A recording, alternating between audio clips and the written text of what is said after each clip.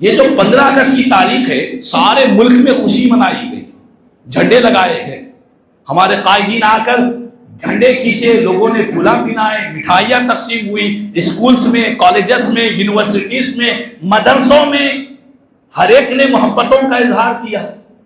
پوچھا گیا کہ بھائی یہ خوشی کیوں ہو رہی ہے 15 اگست کو؟ کہتے ہیں کہ ملک آزاد ہوا۔ ملک کب آزاد ہوا؟ 1947 میں، 1947 میں ملک آزاد ہوا۔ ملک آزاد ایک مرتبہ ہوا یا ہر سال ملک آزاد ہوتا؟ ملک کب آزاد ہوا؟ ایک ہی مرتبہ، ہر سال تو آزاد نہیں ہوتا۔ لیکن جب بھی وہ آزادی کا مہینہ آتا ہے، پورا مہینہ اس 15 اگست کی تیاریاں کی جاتی ہے، خوشیوں کا، مسرتوں کا اظہار ہوتا ہے۔ ملک آزاد ہو کر 75 سال گزر گئے، پابندی سے خوشیاں منا رہے ہیں، ہم بھی مناتے، منانا چاہیے، اسلام منع نہیں کرتا، ملک سے محبت ہے، اس کا اظہار بھی ہونا چاہیے۔ لیکن بتلانا یہ چاہتا ہوں کہ یہ 15 اگست کی جو آزادی کی خوشی ہے وہ خوشی بڑی ہے یا ہم گنہگار امتیوں کے لیے سرکار کی آمد بڑی خوشی ہے؟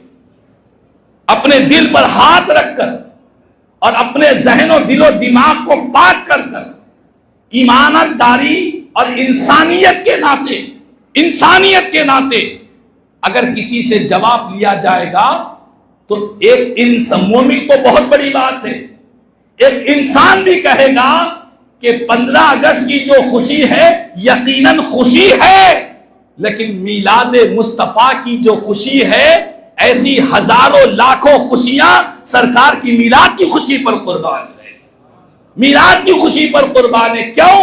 اسی لیے کہ آج ہم قرآن پڑھ رہے ہیں، مسجد میں بیٹھے ہوئے ہیں، اللہ کی بارگاہ میں سجدے کر رہے ہیں، خدا کو پکار رہے ہیں، رب کی عبادت کر رہے ہیں، جنت کو مانگ رہے ہیں۔ یہ سب کس نے بتلایا؟